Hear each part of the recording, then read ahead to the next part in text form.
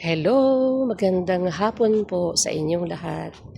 Ayan, naririto ako ngayon, kasalukuyang naglalakad para makapag-exercise.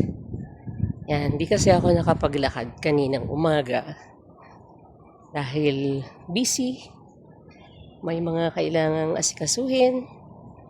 Kaya ngayon na lang, ngayong hapon na lang ako naglakad. Ayan. Pareho din naman yon, hapon o umaga. Importante, makapaglakad para may exercise. Ayan.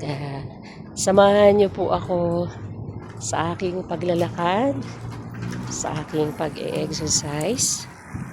Ayan. Lakad po tayo. Ayan, lakad po tayo.